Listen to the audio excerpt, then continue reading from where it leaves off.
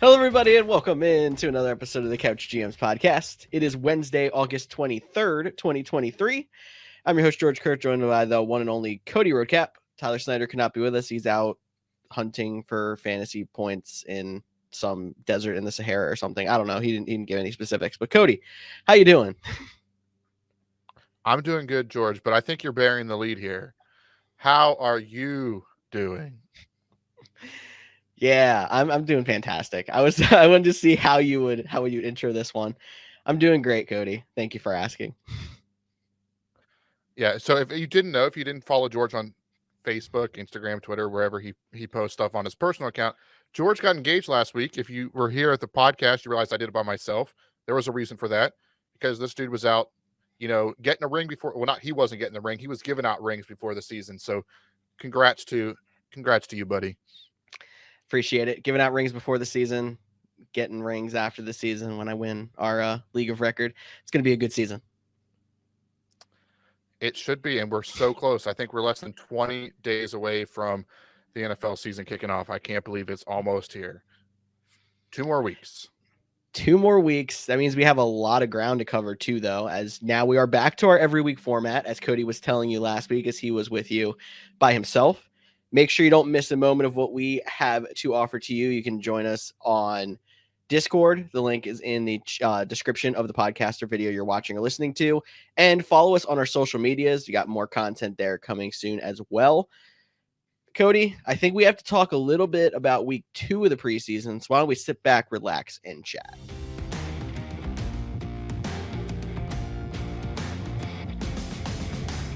And because I didn't directly say it, good job holding the fort down last week, giving those guys the big takeaways from week 1 of the preseason. Week 2 of the preseason, headlined by a streak that doesn't necessarily matter, but was historic, finally getting broken. The Baltimore Ravens lost on Monday night to the Washington Commanders, breaking a streak of, I believe it was 23 games. The first time they lost a preseason 24, game I since believe. 24. My bad. I missed the first game they won last week. Against your Eagles. Against my Eagles. That's why you forgot. Exactly. And that's the first time they lost a preseason game since 2015. Now, Which is wild. That's Super Bowl 50. Peyton Manning won the Super Bowl on his way out. That's how long ago this is. Yeah, and like you said at the top, this is definitely a stat that doesn't really matter. Like who cares that you won 24 straight preseason games? I mean, half the time, like you can't even name the players that are in, but it's still impressive. And what I loved most about it was the Commanders' offensive tackle, Sam Cosmi. He was like talking up before the week, like, we're going to break the streak. And then I don't know if you tuned in because, it's Ravens Commanders Monday night. It's not quite the season, so you're trying to get everything in there. But then it comes down to that final minute. And honestly, I can't remember the quarterback's name for the Commanders that led the drive down to get them into field goal range. But then Joey Sly, he comes out to kick a field goal. They're down 26-28 at the time with just under 20 seconds left. And it's fourth down. He comes to kick a field goal. He just was named the kicker. They had just cut, I don't remember if it was Badgley or Blankenship, one of those guys he was in the competition with. He had won the job. He comes out, makes the kick, celebrates like he just won a playoff game, throws up an L to the Ravens sideline as he's running off the side. Like, I know the Commanders have had a rough time, and then, they finally got their Dan Snyder out of there. Like, there's definitely some energy around it. And I know it's just a preseason game, but like this meant something to the Commanders. This is like their first step in the right direction per se. So it was kind of cool to see like just the energy we had for a quote unquote meaningless preseason game. Well, I think the big fact is like they're competitive. That's a given. Like them wanting to go out there and win this preseason game when most people are like, I just don't want to get hurt and just want to get some reps in. That's something. They're having fun. Like if anyone did that in a regular season game, you'd be like, it'd be a war between these guys are having a blast and these guys are just a-holes. And those are the kind of things that you want to see in a young team that's trying to come back up. All the energy that's in the building, because like you said, since the team got sold, those are the reasons why like the Commanders might be better than the Giants this year. Yeah, I mean, I don't want to overreact to like Sam Howell having No, a I mean, that's their fantastic day. limiting factor. Right, it is still preseason, and like I mentioned on last week's show, like we have to take everything with a grain of salt. It's still very pretty vanilla concepts on defense, vanilla play calls on offense. It's pretty much, a lot of head to head, just, it's for talent evaluation. That's why the games are actually important, talent evaluation. Um, so definitely could see the Commanders make it. They have a lot of young talent around them, so they could be one of those surprise teams, every year. And I'm sure in a week or two, we're going to do our season preview where we pick our division winners, wild card teams. And we always talk about how I don't even remember how many years back we go, at least like 6 teams have gotten new teams and made their way into the playoffs. The Giants made it last year. To your point, the Commanders could make it this year. Like that's just how the NFL goes. But unfortunately, the Commanders did have their top wide receiver Terry McLaurin get turf toe as he injured his toe in this preseason game, and we don't know how that affects his status for week one. I mean, turf toe, it doesn't sound. It's one of those injuries that's like turf toe, like really, like what is that? But it's actually a sprain, which means there's a tear in muscles or the ligament. I'm not 100% sure because I'm not a doctor, but I think there's it's a tear ligaments. in the toe, ligaments in the toe.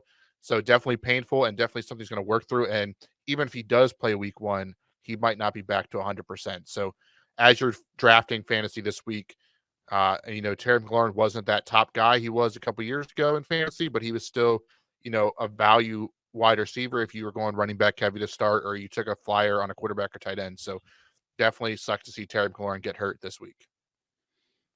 Boost again to Jahan Dotson. Anybody? He's like one of my favorite sleepers at this point. And if Terry McLaurin misses time and he's got even more time as number one and time to get acclimated with Sam Howell, I like that even better. So there's your fantasy sleeper of the day. I'm also the person that's not high on Terry McLaurin, but that's another argument. It is a big loss for them, and I'm interested to see how much time he misses because you've seen turf toe injuries where someone's back in 2 weeks. You've seen turf toe injuries where someone misses 2-3 months. And it's hard to tell the severity. It sounds like the Commanders are optimistic that he will be back, if not week one, soon after. So it's good that he has 2 weeks to rest up, but it's a little bit concerning if you're trying to take him in fantasy drafts. Maybe you'll get a better value because people are not going to want to take him at his ADP and he drops a round or two. But you could also end up getting screwed over by it too. Yeah, definitely. And just for a quick reference, he's currently wide receiver 23.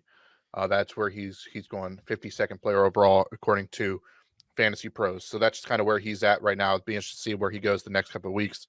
But speaking of where he may go, let's change the name from Terry McLaurin to Jonathan Taylor, as he is now allowed to seek a trade after the drama that has unfolded this weekend in Indianapolis. Initial thoughts on Jonathan Taylor, and I'm going to put you on the spot. What teams you going to?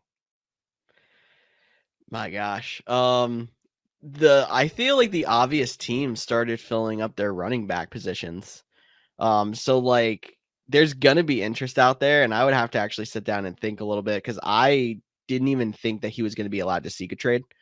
It seemed like they announced that they weren't going to trade him before it was even announced that he wanted to trade back how many weeks ago. And there's been the whole like, is he dealing with an injury? Is he just trying to get away from the Colts? Like there was a story that came out about a back injury that he was getting treatment for. And then he's been in and out of the building since then for what they're calling personal reasons. Sometimes it sounded like it was related to the injury. It's kind of hard to tell. Everything's been kind of veiled by Jonathan Taylor's agent and the Colts because they didn't want all of the drama that came around it. Um, Let me just say, if you have already drafted and you took Jonathan Taylor, you're just hoping for an outcome that's positive. If you have not drafted yet, hope that this is resolved before you draft. And I don't know how long this is going to take. We're hoping that in the next few days we find the taker that'll take the first round pick for Jonathan Taylor. But I I have a feeling this one's gonna crawl pretty close to the season, and it's hard to give advice on where to take him when we don't know what the landing spot is gonna be. Do you want to give me a couple of seconds to look at some teams and figure out where I think he's gonna go? Sure, I can do that while you look it up. I'll talk for a little bit because everyone loves to hear my voice. But to your point though, like he's already in that like iffy range. He's kind of like the next guy behind him was Josh Jacobs, which he's dealing with his own holdout. It is reported that he will be back for week 1. I know I mentioned last week, like take a look at Zamir White late in drafts just in case Josh Jacobs isn't ready week 1 or gets injured because he didn't do training camp or something like that. So keep that name in mind still, even if Josh Jacobs is supposed to be back. But back to Jonathan Taylor, like to your point, like the Jets, they got Dalvin Cook. The Patriots, they got Zeke. The Saints added Williams. So like there's already teams out there. If I had to, guess, Miami still seems to be a hot name because they missed out on Dalvin Cook and they really wanted Jahmyr Gibbs in the draft reportedly. So they might just go out and get Jonathan Taylor, but that backfield is already a cluster with Raheem Mostert, Jeff Wilson, Safon Ahmed, Devin A-Chain. Like there's already guys there.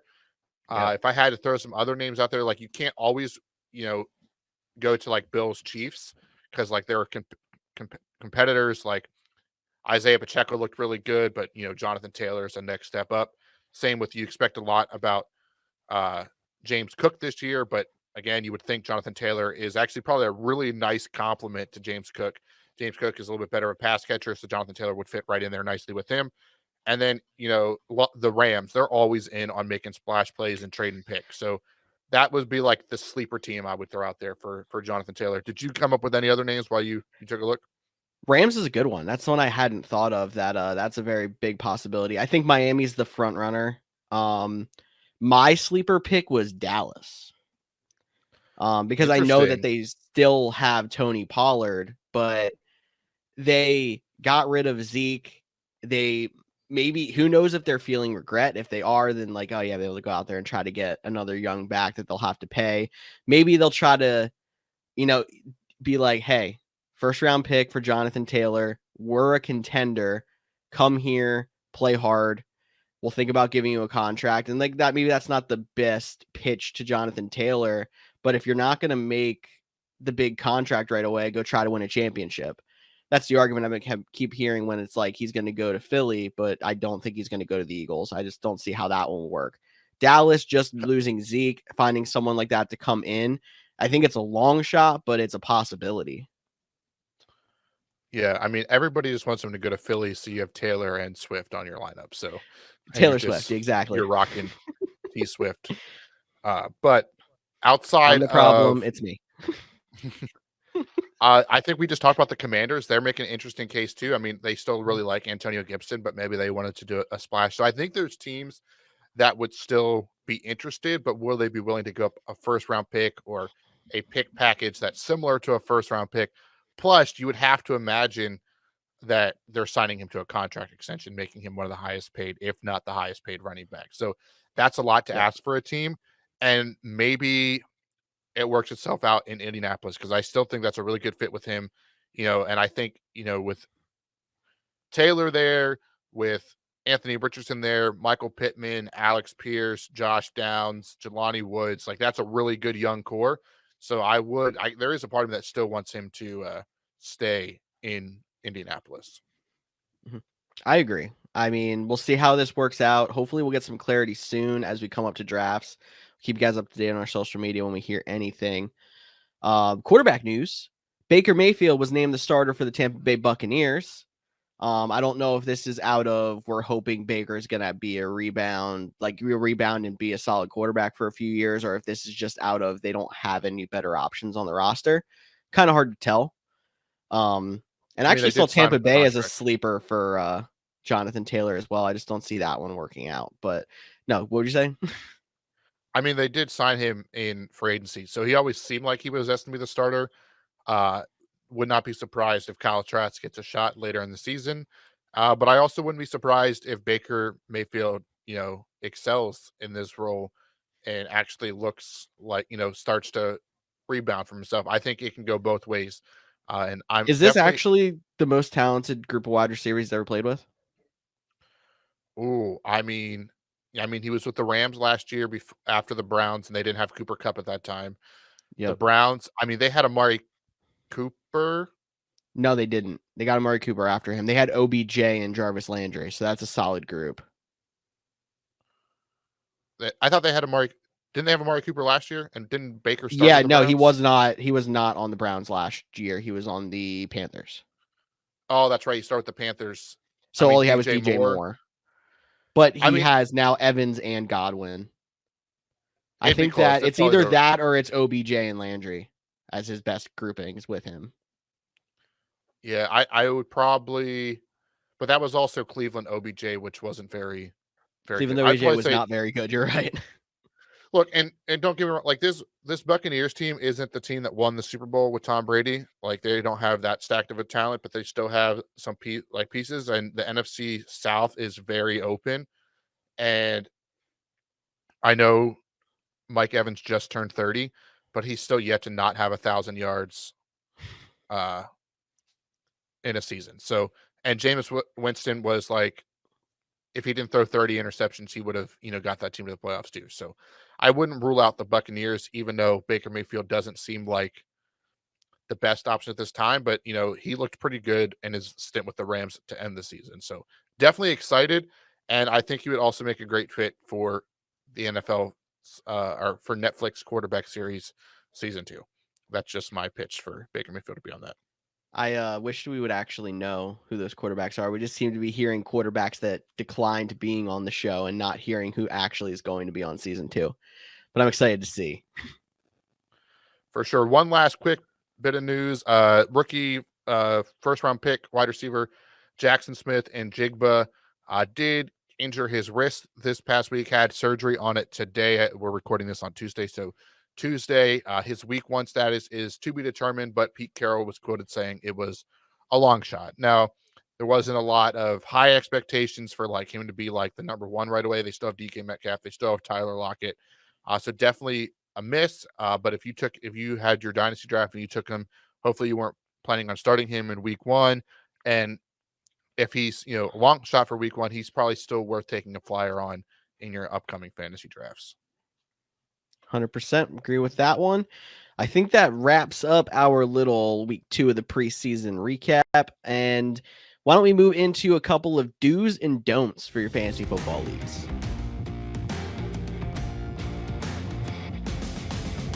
All right, Cody. So we know it's draft season. So we're going to be focusing a lot on things you should be doing to prepare for your drafts or things you do in your drafts on this, giving you 5 do's and 5 don'ts on how you set yourself up for success in this fantasy football season.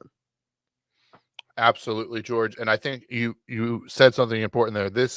A lot of these are how to draft. So if you're drafting this weekend, if you're drafting next weekend, the 2 biggest weekends in fantasy football drafts. So like they're coming up. We're gonna be drafting. So a lot of these are there, and we'll kick it off right with the do's and don'ts. And you might have heard me talking about rankings and stuff like that already at the top of the show where players list. But when you're looking at your rankings, you want to tier your players, not just look at straight rankings. So if you go to Fantasy Pros, they kind of already do this for you too, but you want to come up with your own rankings. So perfect example. If you have one of the top picks in the draft, you're probably okay if you get Christian McCaffrey, Justin Jefferson, Jamar Chase. That's a tier. Then there's the next tier. Who is in that tier for you? Who's in this tier? Compare, don't tier just wide receivers to wide receivers, but overall tier wide receivers and running backs. So again, looking at the very first round, like where do you put Travis Kelce? Is he in that first tier with you? Those first 3 guys, or is he a tier below with himself? Nick Chubb, Tyreek Hill, Austin Eckler, Cooper Kupp, Derrick Henry, those guys would be that next tier. Where is the split?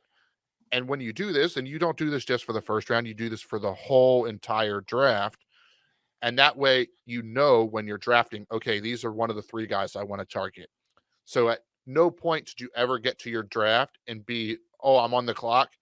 And literally, I don't know anything about any of the players that I'm looking at, or I have no idea because they should already be tiered out. That is honestly advice that I did not use the first 5 or so years I was playing fantasy football. And then I don't think I was actually even as popular back in the early 2010s or stuff like that. But as I've become a more savvy player, that's one of the biggest things. It's wow, that's helped so much. Sometimes you get up to your pick and you're like, I got 3 people left in this tier. Who do I take? And that's where your rankings inside the tier can kind of make a difference. Or sometimes it's just a little bit of I just like Tyreek Hill's upside better than Cooper Kupp's or something like that, just for an example. And then you take that guy instead. Okay, we're good. George But slapped his mic for people not watching. yes, I did. But that tier system is going to help you track the board so much easier. And then you get to sit there instead of being like, am I taking this guy or this guy? And be like, this guy's the last guy I have in tier 3. And you hope he falls. If he doesn't, then your guys in tier 4 that you're looking at. And then you're not going to be that person that's sitting there running the entire clock every single pick, making your league mates really angry at you. Unless you're just doing that to be fun, because that's what I like to do. And that is exactly what Cody okay. likes to do. So we haven't done fantasy pet peeves in a few years. It's going to have to come back at some point, but that's one of them that I feel like I targeted at Cody back when we did them last. Oh, you did. And just so everyone knows out there, George and I are in a league that is drafting Saturday night. I have the number 1 overall pick. I literally told everybody I was taking Justin Jefferson, but I will literally wait till 3 seconds left on the clock to take Justin Jefferson. So it's like he's waiting for a trade to come in, but no trades actually come in because it's a redraft. Correct. Hey, this guy. I take my advice from the NFL draft. You know, it's completely different than the NFL draft. So there's your first don't. No. No, the number 1 overall pick team has 4 months to make their decision. Yep. And they still wait all 10 minutes of the first round. They're waiting to see if a last minute trade comes in. Hey, maybe somebody will be like, I'll offer you my 2nd and 3rd pick for the number 1 overall. And I'll be like, okay, we'll do it offline. You can't do that in a redraft. You literally can't trade draft picks in pretty much every redraft. Yeah, but you can do it offline after. So trades can still come in, but that's too complicated. And we're getting off a rail. So we gave you our first do, and we're talking about tiers and rankings. So let's go to our don't. And that is take draft advice / rankings from fantasy magazines. Now you might be like, magazines? Who still reads magazines in the year 2023? But you would be surprised on how many people go out and get the fantasy magazines or go out and get the latest edition of Sports Illustrated that has the top 100 fantasy players in it. The reason why fantasy magazines are not reliable resources in the year 2023 is because they've been printed, sitting on the shelf for a couple weeks now, and they don't have the updated that, Terry McLaurin is hurt. They don't have the updated rankings that Jonathan Taylor might be traded. They don't have the updated rankings of, they probably don't have, Ezekiel Elliott as a Patriot or Dalvin Cook as a New York Jet and what that does for Ramondre Stevenson and Breece Hall.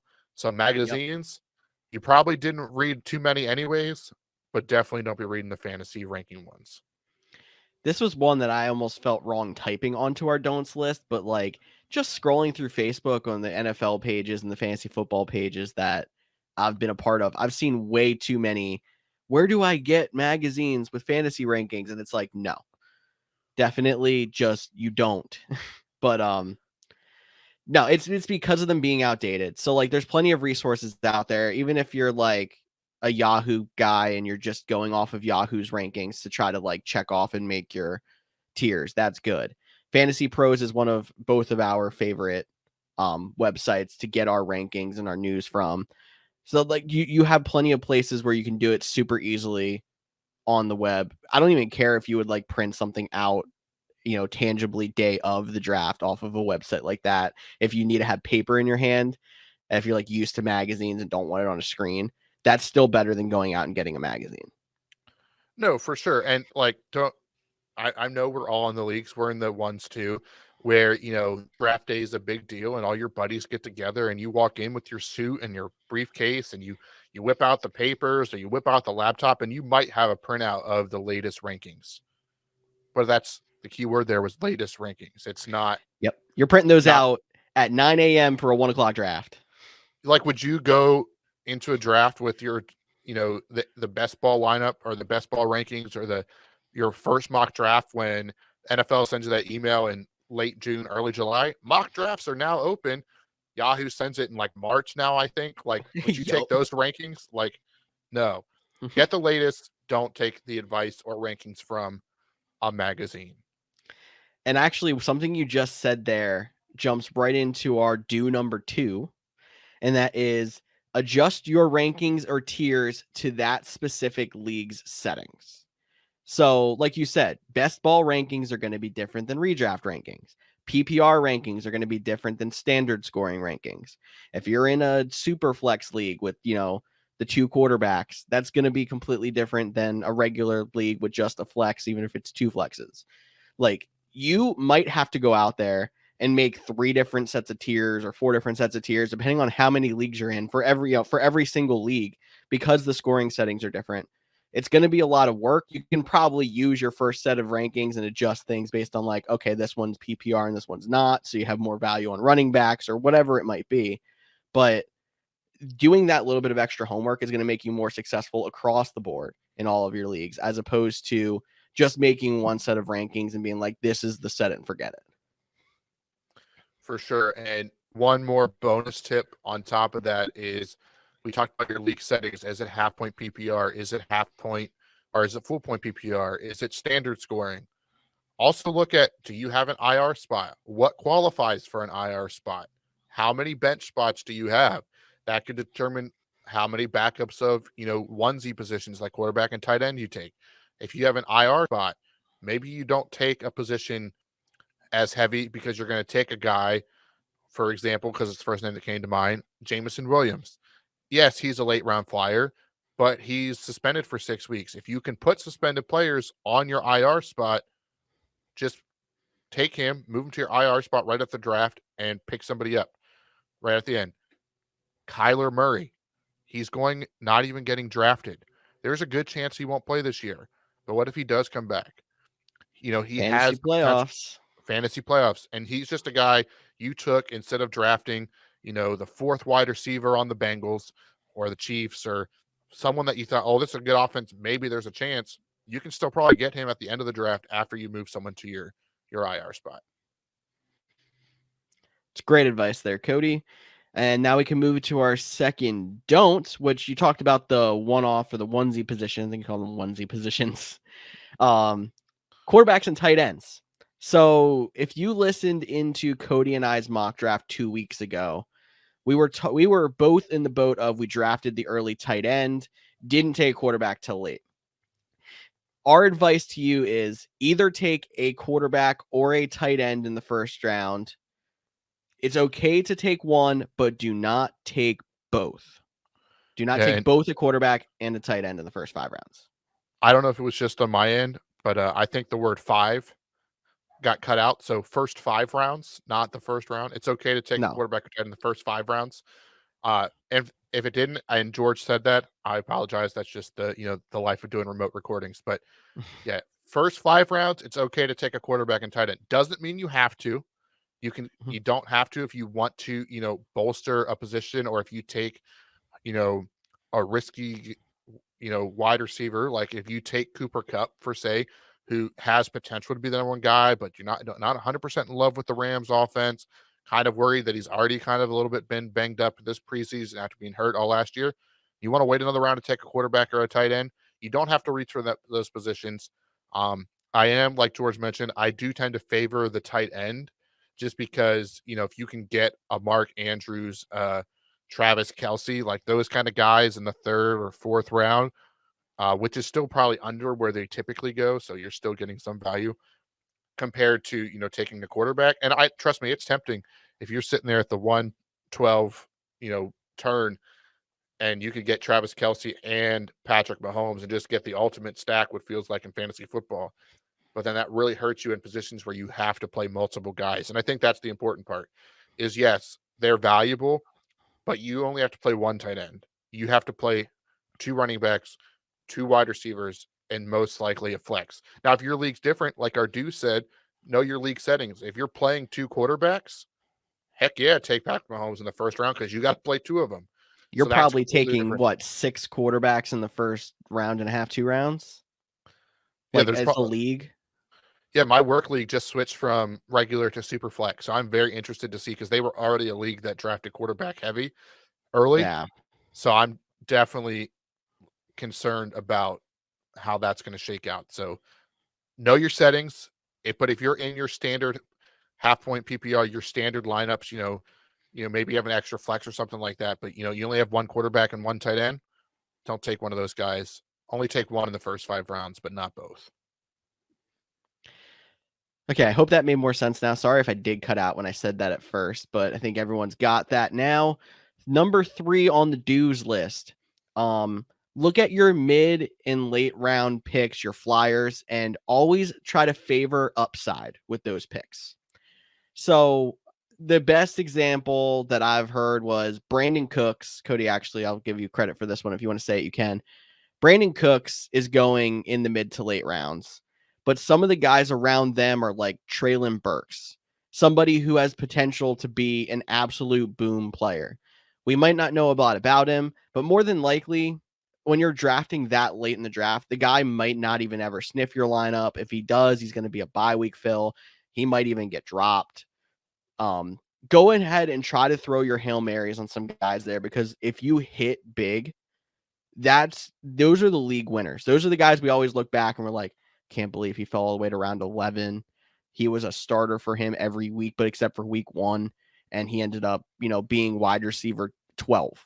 Like, that is what you're looking for in the mid to late rounds. So don't be afraid to throw the Hail Marys and look for the high upside players in the mid to late rounds. 100%. And like George mentioned, to win your fantasy league, there is a ton of luck involved. You have to be able to find some of those guys that have potential in those mid to late rounds to finish as a number 1 wide receiver, or number 1 running back, or a number 1 tight end, but you're taking those guys even later. And those are players typically that finish as, wide receiver, running back, tight end, 1 through 12. That's tier 1. 13 through 24 is tier 2, because the average league is a 12-man league. Some are 10, so the ratings are slightly adjusted, but we'll say 12. And then that's how you determine where these guys finish. So you brought up Brandon Cooks. So I know we talked about doing tiers, but if I just look up at his rankings right now, he's currently the 91st overall player. So for easy math, if you're in a 10-man league, that's, the first pick in the 9th round. Where Treylon Burks is First the pick in the 93rd 10th overall. round. Sorry, thank you. Yep. And then Treylon Burks is the 93rd player, so 2 picks later, but the next wide receiver ranked. So that's a guy. Jackson That is a Smith guy, and Jigba is Mr. right next Chris to him. Collinsworth. That's a good. Thank you. That really threw me. Zay Flowers, he had a really good preseason game. I know there's some competition, but he's going after him. Quentin Johnson, another rookie. Like, what you're going to get in Brandon Cooks. Like, so take a flyer on the rookie. Another one. You brought up Jahan Dotson. Yep. Right. He's currently wide receiver 34. Do you know who wide receiver 33 right in front of him is? Who? Marquise Hollywood Brown. Which My God, I would take Jahan Dotson every day, and the random 8th day that doesn't exist. Guess who's the next wide receiver after Jahan Dotson, but still behind Hollywood Brown? Who's that?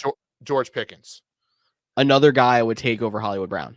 Right? Exactly. So that's what we're saying. This is why you know your tiers. And then when you're doing these tiers, you see, oh, wait a second. Brandon Cooks is ranked higher, but I like Jahan Dotson, Michael Pittman, Khalil Herbert. Like, I like these guys, Jordan Addison, these guys that are like right behind him, but I like them better. So I'm actually going to put them in the same tier, or maybe I put them in the tier above because I like them better. So yeah, because you're going to still kind of adjust your, like, inside of your tiers. You're still doing a ranking per se.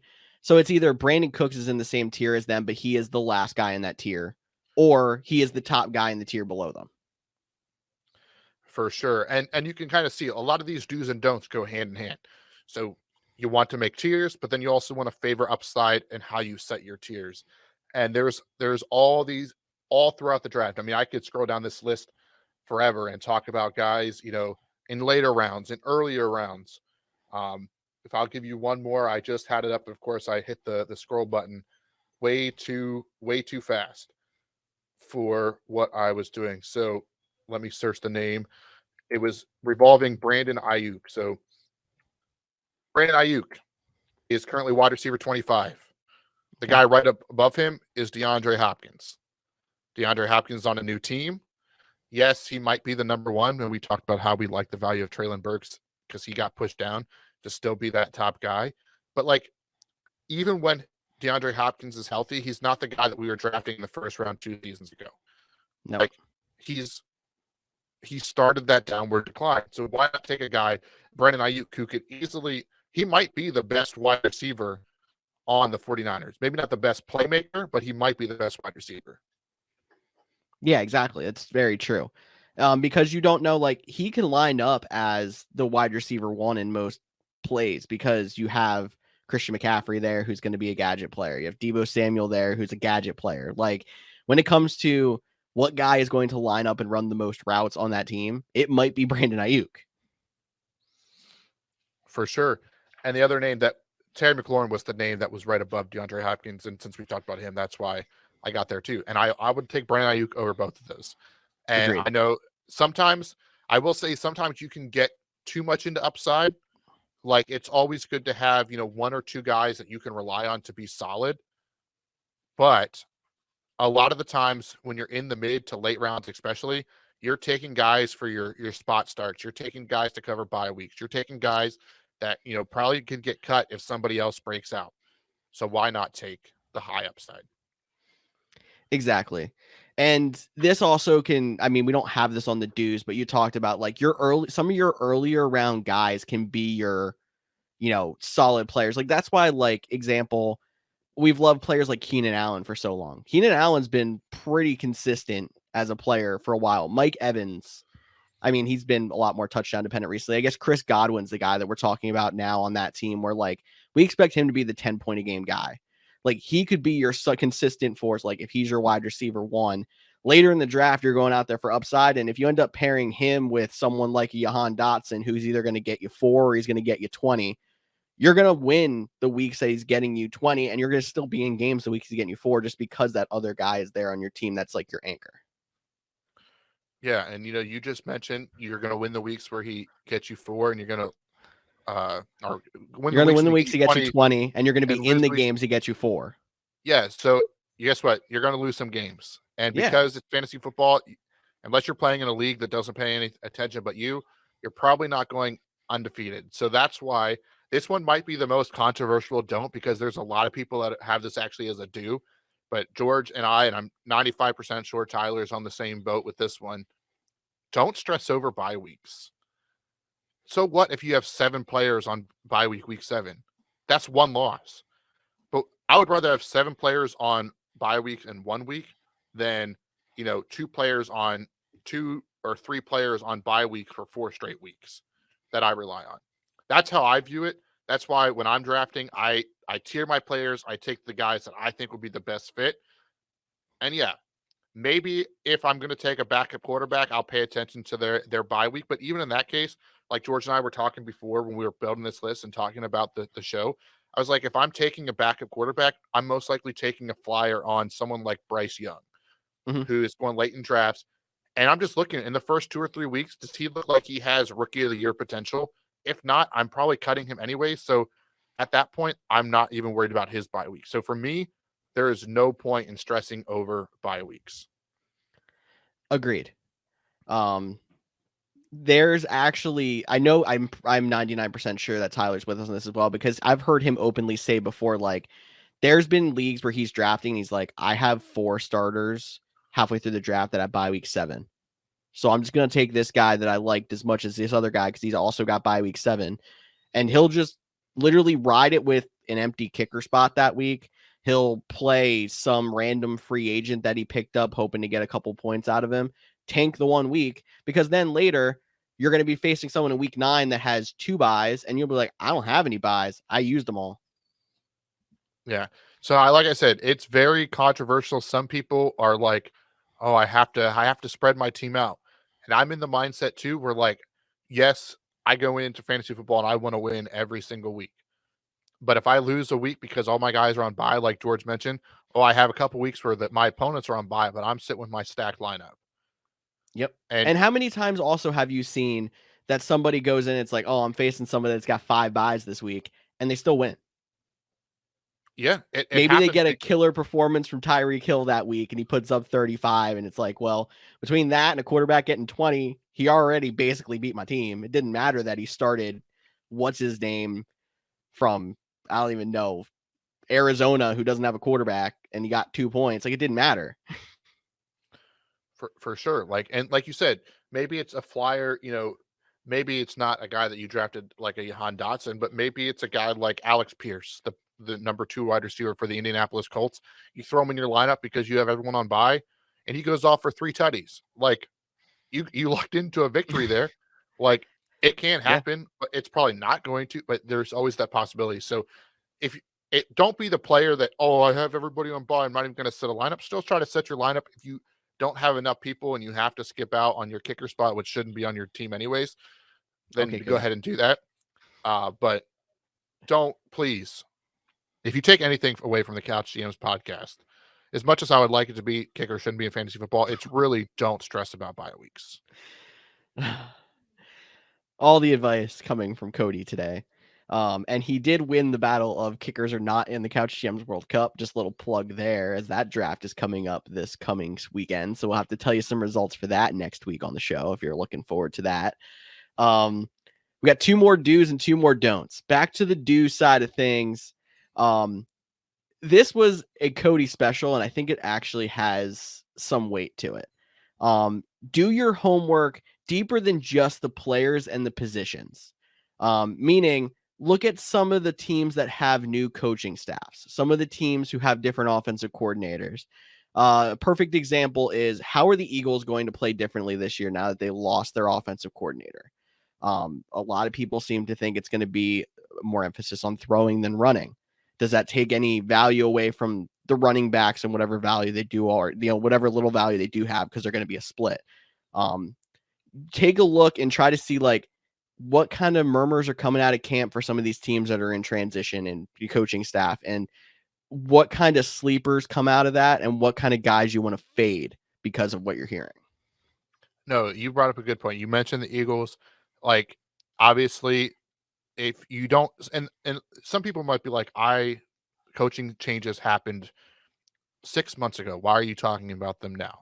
Well, that's because some listeners and some people, they were playing fantasy baseball. They were enjoying their summer. They weren't as locked into the football season. They weren't doing a podcast every other week or every week, whatever we were doing this offseason, staying locked into the news around the league. So what are some positions to look at? Justin Herbert has been an elite quarterback, but there's been question with his offense. Now they get Kellen Moore, who was on the brink of being a head coach and then was let go. And that seems to be like a whole new offense over there. And there's a lot of upside, which means a flyer like Quentin Johnson might be more valuable than he was in the past. Circle that back to the Cowboys. We're back to Mike McCarthy calling plays. He hasn't called plays since his time in Green Bay. What is that going to do for that offense? Like, we still expect them to be higher powered offense with Brandon Cooks and CeeDee Lamb and Tony Pollard, but maybe they take a step back. You mentioned the Eagles losing Shane Steichen, which, what does that do for the Indianapolis Colts after they now have a young athletic quarterback that doesn't? Tyler, he would talk about how, the Titans, they no longer have Todd Downing. He's the quarterback coach, and the Jets, he expects this guy to be, an uptick. Just like with Arthur Smith, that dude loves to run the ball. That's why you're so confident in Bijan Robinson. These coaching changes, they make a difference, and isolate those. And maybe it's not a true coaching change, but you isolate the high offense. Obviously, I can tell you to pick chief players because they're going to put up points. Yes. But like, even look at like Sean Payton. This might be, how much value does Sean Payton really bring? Like, do we really expect a huge jump for the Denver Broncos this year? I don't. Some people do.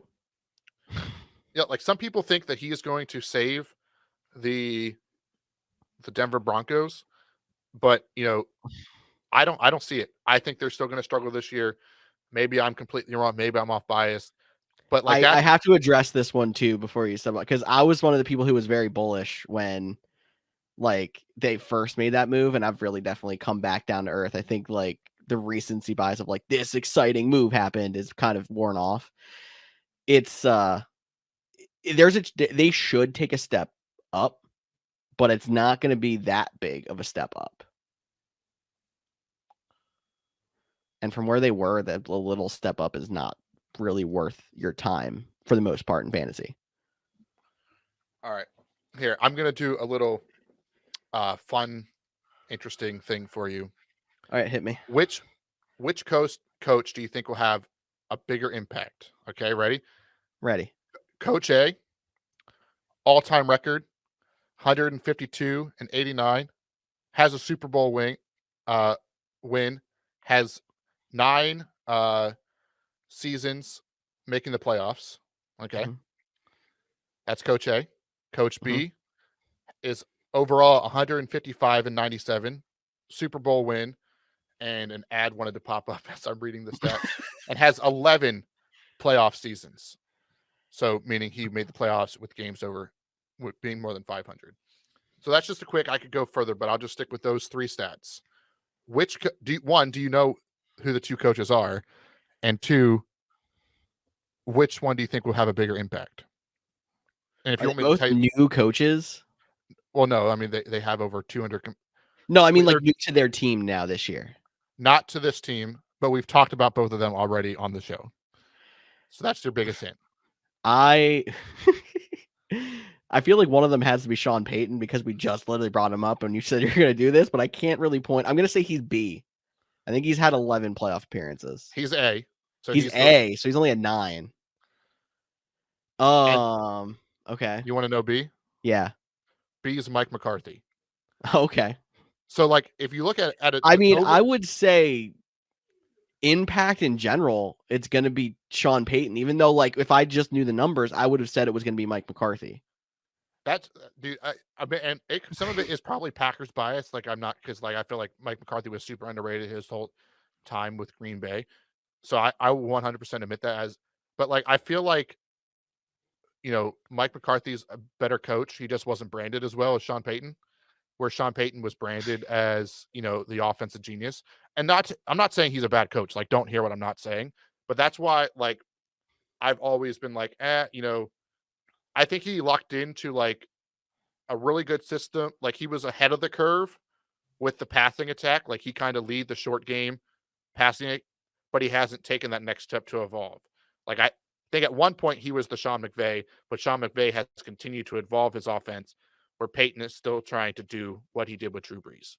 Could just be my thoughts. Don't know how much that will impact you in fantasy. I don't think, the Broncos were like a deep dive fantasy like darling team like they were when you literally could have Peyton Manning, no Sean Marino, Demaryius Thomas, Emmanuel Sanders, and Julian Thomas and their defense, and you probably won fantasy. So We know that's someone who not the did. He's not here today.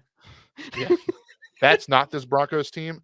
But that's where you have to pay attention to coaching changes and maybe not believe the media hype. Like we'll talk about the New York Jets too. Do you think that there is going to be as good as the media is making them out to be? That's an interesting question. Just that's a whole another topic for another day. But pay attention Yeah. to those coaching changes and how that might affect actual fantasy value.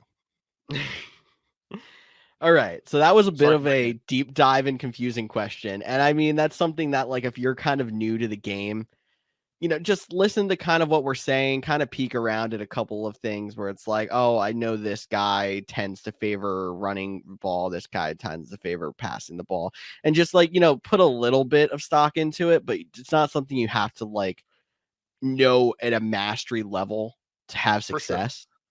Here, one more Um, quick one. okay. The New England Patriots. Yeah, say what you want about Bill O'Brien, but at least it's an offensive dude calling the offense and not Matt Patricia. Like, so maybe there is Yes. some value in, their running backs or Mondre Stevenson or a Juju Smith-Schuster, or maybe Hunter Henry Mhm. is actually probably a decent late round tight end. So like those are the things. Doesn't change. It doesn't move the needle drastically. Like I'm not telling you, oh, Bill O'Brien's there, so Juju Smith-Schuster is, you know, the 20th best wide receiver. But oh, there's someone competent calling plays now. I Yeah. might trust their offense a little bit more. Bill O'Brien, the GM, not good. Bill O'Brien, the play caller, yeah, he's pretty solid. Yeah. Good way to put it. Cool. All right. Don'ts. We have 2 more here. One we got, it's something that we have pounded into the brains of our listeners for a long time. Don't draft kickers and defenses until the final 2 rounds of your draft. You're going to hear Yeah. differing opinions on this everywhere. It is a proven fact that you're going to find just as good of a kicker, just as good of a defense in the final 2 rounds as you will in the rounds, 4 rounds before it. You might have a defense that has, it's this top end defense that has a cakewalk matchup in week 1. Congratulations, let them have them because they're going to hurt in week 3 when they face the Chiefs. No, 100%. Don't waste your time on drafting kickers and defenses. Now, if you're a diehard Ravens fan and you must have Justin Tucker, okay, you can take him 1 round early. We'll allow it. If you're really in on the 49ers defense, you think they're going to be still the top scoring defense for back-to-back years, okay, you can take them 1 round early. Now, you might be saying, well, how do I even know which kicker to take? Well, that's a great question because a lot of people still don't figure it out because they're so up and down week to week, like George mentioned. But things to look for, high-powered offenses like Evan McPherson, I believe Bucker is still the kicker for the Chiefs. The Bills kicker is escaping me at this time. And then Tyler Bass. So those but are he's not even a great fantasy kicker down the stretch because the wind and weather in Buffalo gets rough. My next exact point was, or look at a dome like Young Hoku.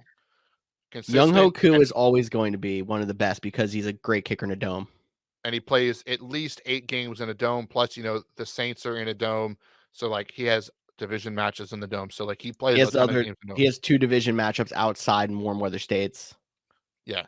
So, those are the kind of things to look for a kicker. Defenses, honestly, when it comes to defense, how you should approach it is not look at what team defense it is, but who are they playing in week 1 or week 2 or week 3. Sometimes there's marquee matchups that you don't want, like the Jets defense. They were really good last year, but do you want to start them against the Bills in week 1? You might not. There's other teams out there that you might want to play against. Who the Eagles play week 1? I feel like they have a really good matchup. Patriots. Exactly. We just talked about how their offense could be better, but it's still Mac Jones and they have a really good, and the Patriots have a bad defensive line and sacks mean a lot. So that's a good one to target. Ravens play the Texans week 1. The Ravens might not be considered a top 10 defense through the year, if you put the whole thing together, but I would take them against the Texans. All right. So see, this is where I guess this is kind of like a bonus due. Look at week 1 schedule when it comes to your defense and then still don't take. Not saying you go out and reach on a defense just because I have a good one. The Vikings, they play the 49ers. The 49ers, they play the Steelers. The Broncos play the Raiders. Heck, the Broncos defense is the only reason they were in games last year. Yeah, so that's how you attack it, but you still wait to those last 2 rounds. And if you want to circle back to our due earlier about knowing your settings, if you have an IR spot, you can skip your kicker and pick a 1-up after the draft and fill that IR spot during the draft. Exactly. Okay, so that was our second to last don't. We have one more do and one more don't. They kind of tie together talking about mock drafts. So do, if you know your draft position before the draft, do mock draft from that draft position and as close of scoring settings as you can make it. If you're doing a draft on a mock draft on Yahoo or on NFL.com or something like that, you can, just try to find the league that has the closest settings to you. What we like to do is we like to go on Sleeper. You can actually set all of your settings and Sleeper will adjust rankings based on, what settings you put in. It's not perfect when you're drafting against computer. A lot of times they take kickers and defenses earlier than your league mates. Well, it's not perfect, but it gives you a good idea of what your team will look like from that exact draft position if you know your position early.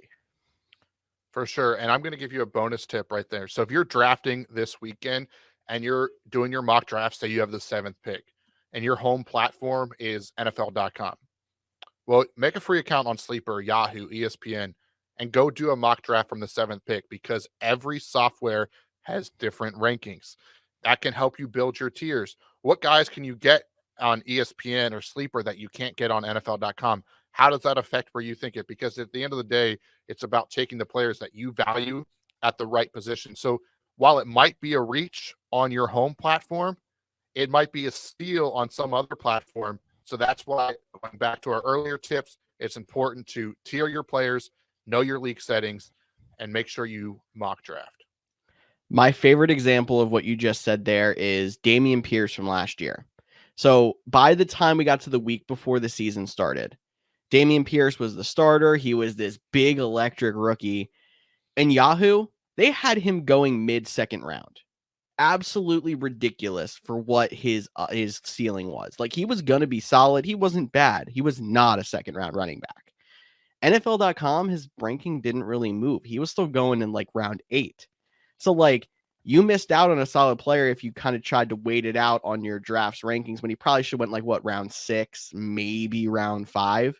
When in Yahoo, I wasn't touching him because I didn't want to pay a round 2 draft price for a guy who was probably a ceiling, round 5 player.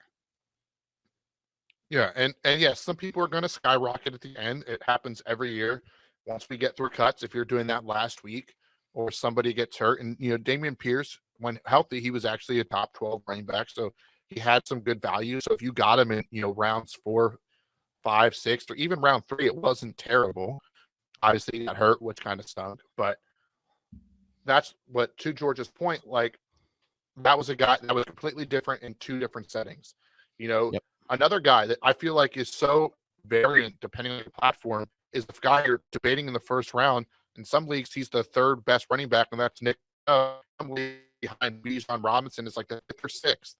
So know where the value is. Don't be afraid to, I guess, I don't want to add to our don'ts, but like, don't be afraid to, not follow exactly what your platform's ADP. Know your tiers and know which players you want to target. Know how smart the people you're drafting against are. Like, if you're drafting against people who might not look at like their own tier system, maybe, Dameon Pierce last year, he was going average round 8 in NFL.com. You were able to slide him to round 6. If you're in a smart league, he still would have gotten taken in round 5. So like, kind of know who you're going against and like how far you can push the envelope to try to get the best value, but still don't just rely totally on your platform's ADP, like you said. Sure. And we talk about a lot of do's for mock drafting, so let's talk about some don'ts when it comes to mock drafting. And yes, if you're only in one league and you know what pick you're going to be and you're going to just mock draft from pick 4 the whole time, you know exactly what you're going to get. Well, don't do 5 mock drafts and have the same team. Try to stretch it out. Even if you have the number 1 overall pick, see what your team looks like with Justin Jefferson. See what your team looks like with Jamar Chase. See what your team looks like with, maybe you take Cooper Kupp and just really change it up. See how you like those feels. Don't draft the same team. Try different things. See what it looks like to take a quarterback early. See what it looks like to take quarterback late. See what it looks like to take a quarterback tight end, or see what it looks like to take a quarterback or a tight end late and a tight end early. Man, this is why you can't draft the same team. It gets you all flustered, but that's the point of mock drafting. It is gathering information. Don't mock draft 4 straight times for the same team, because then you're going to get disappointed when somebody takes the player you wanted and you have no backup plan. Or you're going to panic, and then you're going to be the guy who's taking the entire clock and taking somebody out of reach in round 2 because you didn't know what to do, and you're taking your round 3 or round 4 guy by default. Yeah, it's smart to also, along that, like, how we talk all these different kind of draft strategies with name, like hero running back, zero running back, zero wide receiver, early quarterback, early tight end, all that. Like, it's good to do those different draft strategies so that, like, I'm going to take Justin Jefferson round 1. It's going to lead me to going zero running back. But if this guy that I really like at the end of round 1 falls, maybe I can be fluid and adjust my strategy on the fly. Like, you're not locking yourself into one specific thing. You know that you can take dabbles of this mock draft and this mock draft and put together a solid team by being fluid in your draft. I think that is great advice. A great place to wrap up our top 5 do's and top 5 don'ts when it comes to drafting and fantasy football as we're getting ready to kick off draft season, or draft season is already upon us. If you've made it this far, I'm going to give you one more do, and it might be the most important one. And that is, do reach out to the Couch GMs at the Couch GMs on social media. We want to be a resource for you guys. We want to be able to help you out. Yes, you've heard us talk about the World Cup is coming up.